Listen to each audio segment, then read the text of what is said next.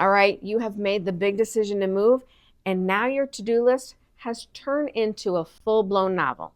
Suddenly you're asking, what do I even do first? When do I hire the movers?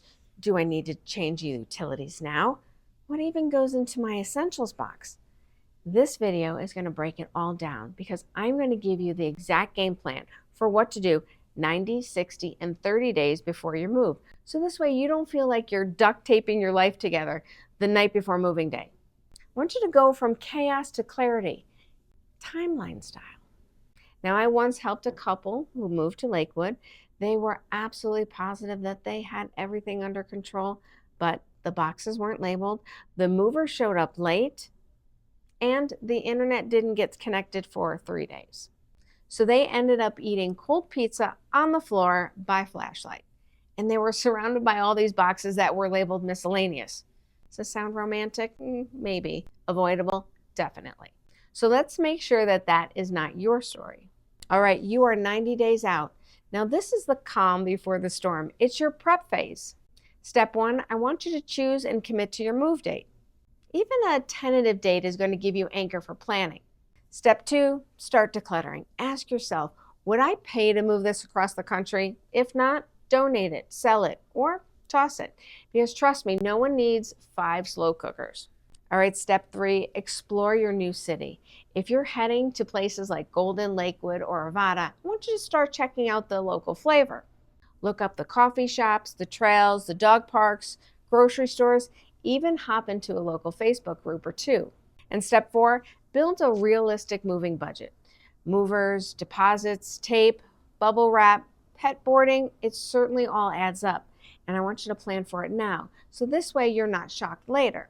And step 5, talk to your real estate pro like me if you're buying or selling too, because this is the time to sync up timelines and avoid the scrambling between closings and truck rentals.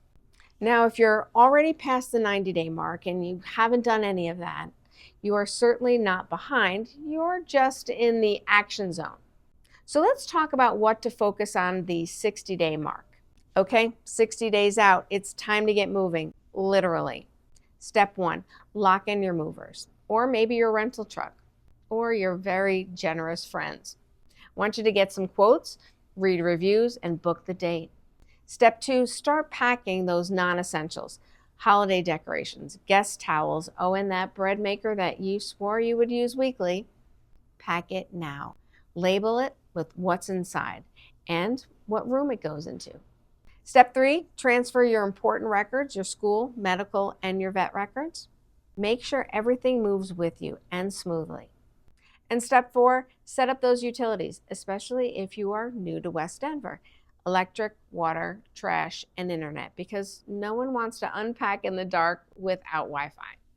Step 5, notify your landlord or your HOA. Double check the notice timeline in your bylaws or your lease. You want to give official notice and ask about your move out checklist. Snap pictures of your clean out so that you can get that deposit refund. Oh, and if we haven't met, I am Nicole, and I help people relocate to West Denver in those communities like Arvada, Lakewood, and Golden. And I help them without the overwhelm or the last-minute box labeling chaos. And if you're enjoying this video, go ahead and hit that like button or drop a comment because I'd love to hear where you're moving from. All right, we are in the final countdown, 30 days out. Step 1, change your address.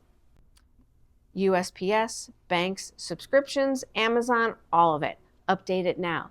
Step 2, pack your essentials. In that box, you're going to have your toothbrush, your phone charger, your meds, your coffee. Yes, I did say coffee because this box should carry you through the first 48 hours, even if everything else is still all boxed up. Now, step 3, confirm your move. Call your movers. Verify your utility turn-on dates. Triple check all your timelines. And step 4, deep clean the old place. Whether you're renting or selling, you want to leave it sparkling and focus on those places that people check: inside the cabinets, behind the appliances, and underneath the sink. Now, step 5, clear your schedule. Take time off from work if you can. You'll need it because moving, it's not a part-time job. All right, just like that, you have got a plan, not a panic plan, not a wish it had been done plan, a solid, sanity-saving moving timeline. You're organized, you're calm, and your boxes, well, they're labeled and they are ready to go. And if you want to know what surprised most people after they moved to Colorado, there is a lot they didn't see coming, but it's mostly the good stuff. And if you're looking for a little bit more clarity, I want you to check out my video titled, "These Moving Tips and Tricks Will Keep You Sane," because it's the perfect follow-up to today's plan. Until then, remember, life is short, live somewhere awesome, and be well. We'll see you next time.